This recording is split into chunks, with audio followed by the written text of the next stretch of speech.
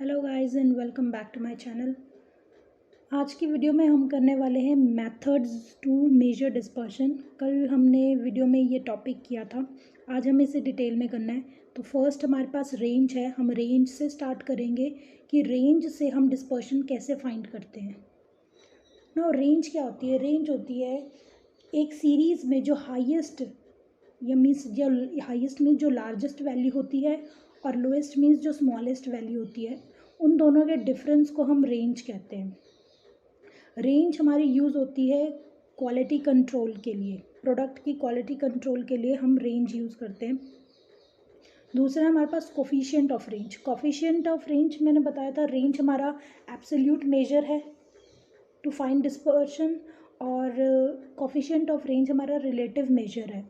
Coefficient of range it is found to make comparable form. मैंने बताया था कि इसको रिलेटिव मेजर कहते हैं क्योंकि कोफिशिएंट ऑफ रेंज हमारा कंपेरेबल फॉर्म में हमको डाटा को लाना पड़ता है ताकि हम उसको रेंज निकाल सकें। तो दोनों के फॉर्मूला अलग हैं, इसमें हाईएस्ट माइनस लोएस्ट वैल्यू और इसमें highest minus lowest upon highest plus lowest. इसको एग्जांपल से करेंगे। नाउ फॉर एग्जांपल एक ही हमारे पास सीरीज़ है, मार्क्स ऑफ 5 स्टूडेंट्स, 1 2 3 4 5 ये मार्क्स हैं 5 स्टूडेंट्स के, जिसको हम एक्स बोलते हैं। नाउ हमको फाइंड करना है रेंज। रेंज का फॉर्मूला है highest minus lowest value. Highest भी लिख सकते हैं या फिर इसको ऐसे भी लिख सकते हैं, लार्जेस्ट माइनस स्मॉलेस्ट वैल्यू। इस सीरीज़ में जो लार्जेस्ट वैल्यू है वो है हमारे पास 35 और स्मॉलेस्ट वैल्यू है हमारे पास 15।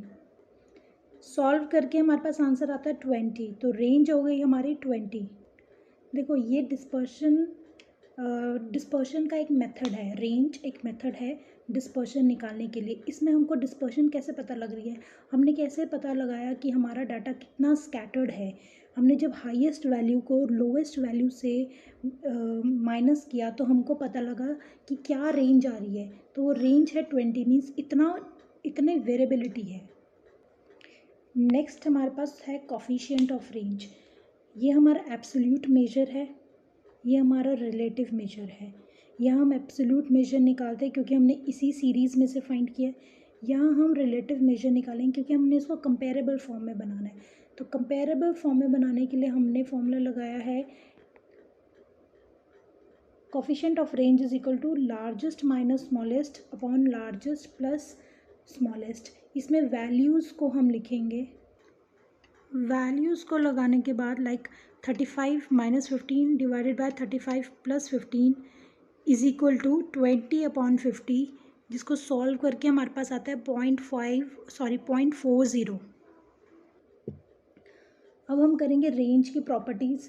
मैं एक एक मेथड के साथ साथ उसकी प्रॉपर्टीज़ भी डिस्कस करूँगी। रेंज की फर्स्ट प्रॉपर्टी है not based on all observation. हमारी जो सीरीज़ होती है उसमें हम जितनी भी आइटम्स हैं उनमें से सारी आइटम्स को इंक्लूड नहीं करते। हमने क्या लिया, हाईएस्ट लिया और लोएस्ट लिया।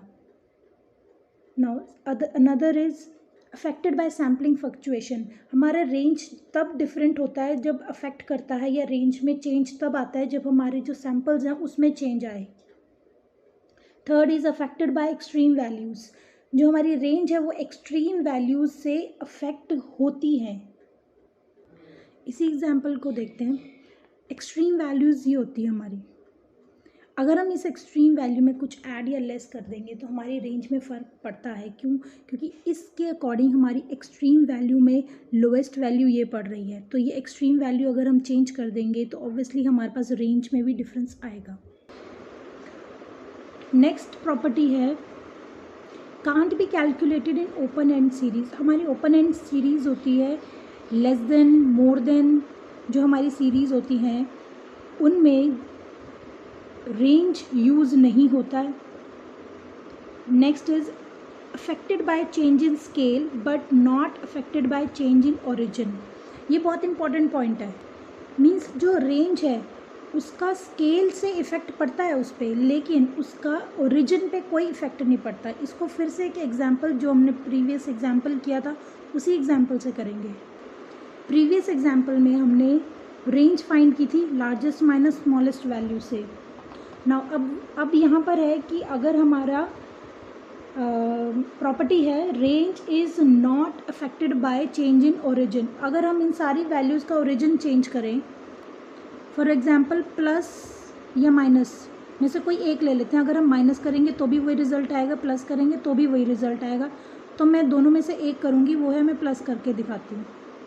नाउ मैंने ये कंप्लीट सीरीज़ को का ओरिजिन चेंज किया, मीन्स इनमें 5 ऐड कर दिया, सब में 5 ऐड किया तो 20 25 हो गया, 35 का 40 हो गया, 25 का 30, 30 का 35 एंड 15 का 20। अब रेंज निकालनी है। रेंज का फॉर्मूला वही है, largest minus smallest. Largest value अब हमारी 40 है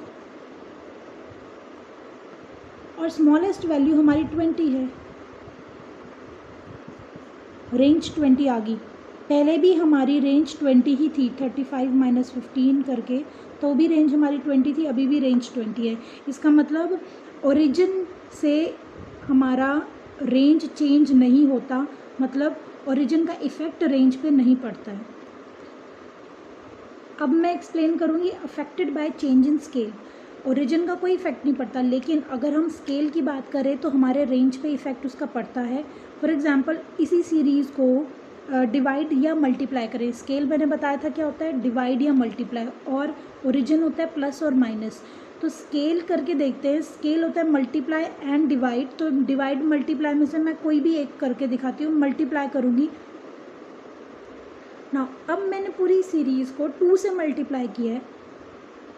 20 into 2 40, 35 into 2 70, 25 into 2 50, 30 into 2 60, 15 into 2 30। ये हमारी न्यू सीरीज़ बनी है। इसके अकॉर्डिंग, इस सीरीज़ के अकॉर्डिंग अगर हम रेंज फाइंड करें तो लार्जेस्ट वैल्यू है हमारे पास यहाँ 70 और स्मॉलेस्ट वैल्यू है हमारे पास 30।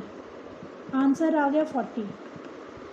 लेकिन प्रीवियसली इस के अकॉर्डिंग हमारे पास जो रेंज थी वो 20 आई थी। दैट मीन्स स्केल का इफ़ेक्ट पड़ा है। पहले 20 थी रेंज, अब 40 हो गई है। मीन्स अगर हमने इस सीरीज़ को प्लस या माइनस करा तब इस पर कोई इफ़ेक्ट नहीं पड़ा, रेंज हमारा वही आया सेम। जब हमने इसमें मल्टीप्लाई या डिवाइड करेंगे तो हमारा रेंज पे इफ़ेक्ट पड़ेगा, रेंज चेंज हो जाएगी। अगली प्रॉपर्टी है एब्सोल्यूट मेजर। रेंज हमारी एब्सोल्यूट मेजर है, मैंने बताया था। कोफिशिएंट ऑफ रेंज हमारी रिलेटिव मेजर होती है, used for weather forecasting. Range हमारी वेदर फोरकास्टिंग के लिए यूज़ होती है। एंड ओजीव्स आर यूज्ड, रेंज में ओजीव का यूज़ होता है। ये हमारी प्रॉपर्टीज़ थी रेंज की। नेक्स्ट टॉपिक करेंगे हम क्वार्टाइल डेविएशन। क्वार्टाइल डेविएशन से पहले मैं एक चीज़ और दिखा दूँ रेंज से रिलेटेड, कि रेंज के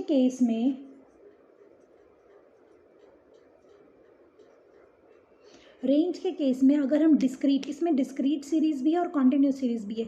जो हमने एग्जांपल किया था पहले वो इंडिविजुअल सीरीज़ का था। रेंज के केस में जब हम डिस्क्रीट सीरीज़ करेंगे तो इसमें हमने जो रेंज लेनी है वो एक्स की ही लेनी है, आप फ्रीक्वेंसी की मत ले लेना। हमने एक्चुअल में अपने डाटा, अपनी सीरीज़ की ही रेंज लेनी है, तो इसी की हम रेंज निकालेंगे एक्स की। अगर सीरीज़ अरेंज्ड नहीं है तो पहले इसको अरेंज कर लेंगे और रेंज सेम उसी तरीके से निकालेंगे। R is equal to L minus s is equal to 35 minus 15।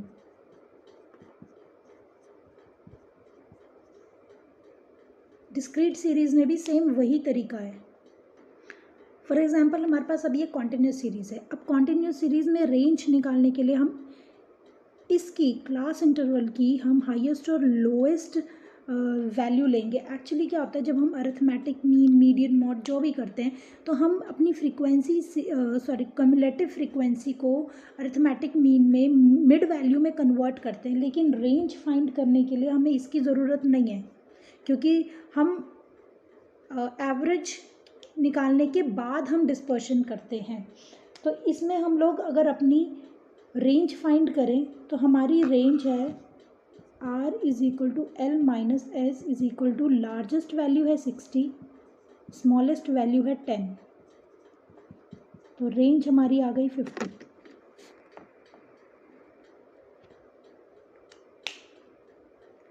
ये है कॉन्टिन्यूस सीरीज़ का। Next method is quartile deviation. Quartile का मीनिंग मालूम है? जो एक सीरीज़ 4 पार्ट्स में, 4 इक्वल पार्ट्स में जब हम एक सीरीज़ को डिवाइड करते हैं उसको हम क्वार्टाइल डेविएशन कहते हैं, या हम इसको इंटर क्वार्टाइल रेंज भी कहते हैं। क्वार्टाइल डेविएशन भी कहेंगे या इंटर क्वार्टाइल रेंज भी कहते हैं। नाउ क्वार्टाइल डेविएशन क्या होती है? Difference between upper and lower quartile in inter quartile range. एक रेंज में जब हम अपर और लोअर रेंज दोनों को माइनस कर लेते हैं तो हमारे पास आता है इंटर क्वार्टाइल रेंज। ये एग्जाम्पल एक डायग्रामेटिकली मैंने एक्सप्लेन करके बनाया। Now quartile inter quartile range find करने के लिए means I point are, inter quartile range निकालने के लिए हमारे पास फॉर्मूला है Q3 minus Q1। Q3 minus Q1, Q3 में से Q1 को हम माइनस करेंगे तो हमारे पास इंटर क्वार्टाइल रेंज आएगी ना। इंटर क्वार्टाइल रेंज क्या करती है? कवर करती है dispersion of middle 50% of items. ये जो मिडल 50% आइटम है ना, यहाँ इसको कवर करती है, इसका डिस्पर्शन। यहाँ से जो मिडल 50% डाटा है, देखो ये 25 ईच था ना, 25 25 25 25। ना ये जो मिडल का है 50%, इस मिडल 50% डिस्पर्शन को कवर करती है। इसके लिए हम बोलते हैं इंटर क्वार्टाइल रेंज, जिसमें Q3 माइनस Q1 करना पड़ता है। Now half of inter quartile range is quartile deviation.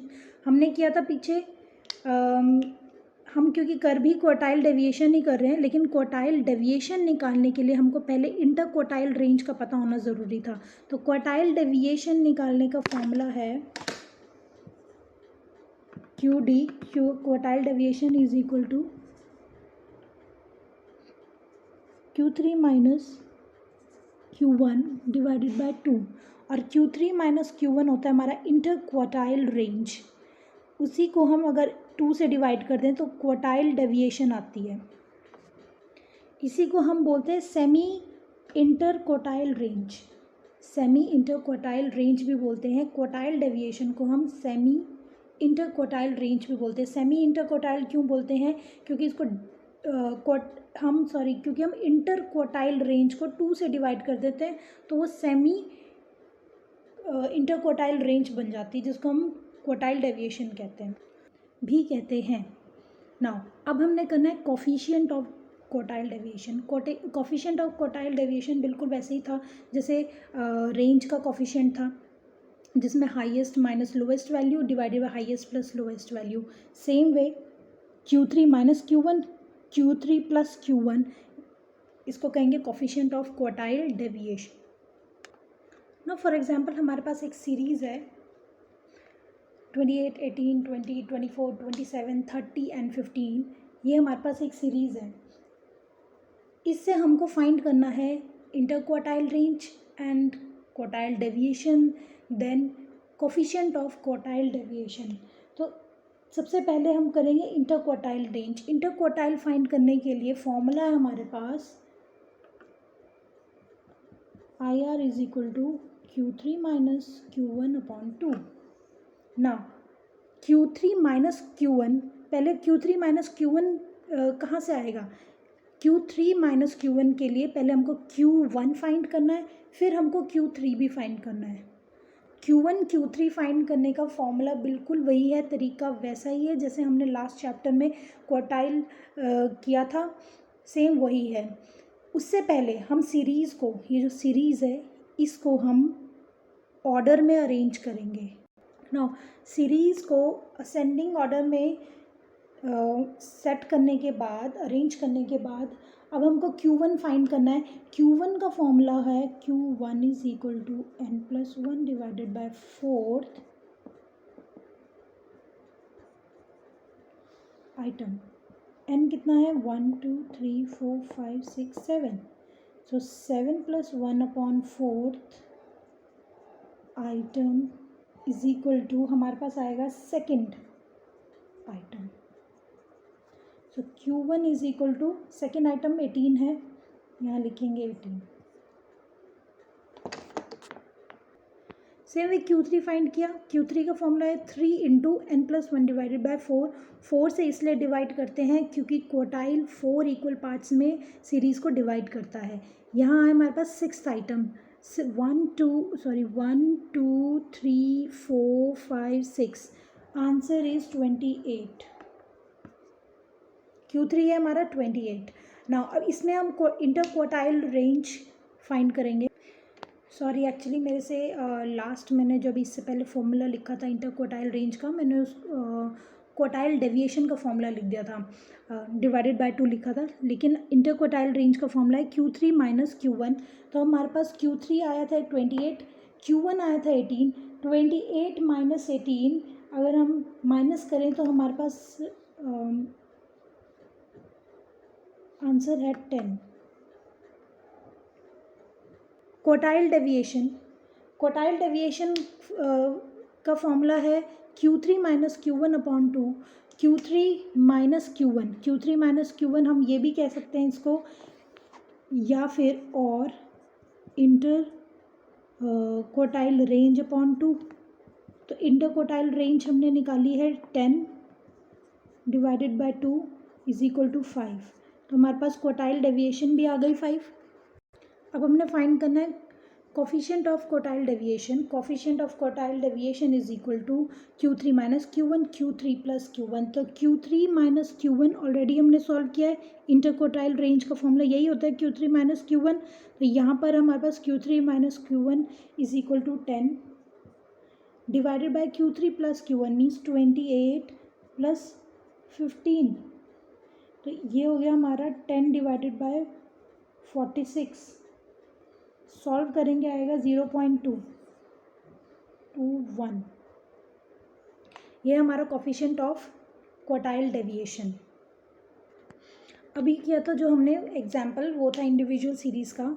Same way discrete और कॉन्टिन्यूस सीरीज़ में भी वैसे ही करना है, लेकिन उसको सॉल्व करने के लिए हमारे पास सेम वही तरीका है जो हमने प्रीवियस चैप्टर किया था सेंट्रल टेंडेंसी। उसमें हमने जो लास्ट टॉपिक किया था पार्टीशन वैल्यू, जिसमें हमने क्वार्टाइल किया था।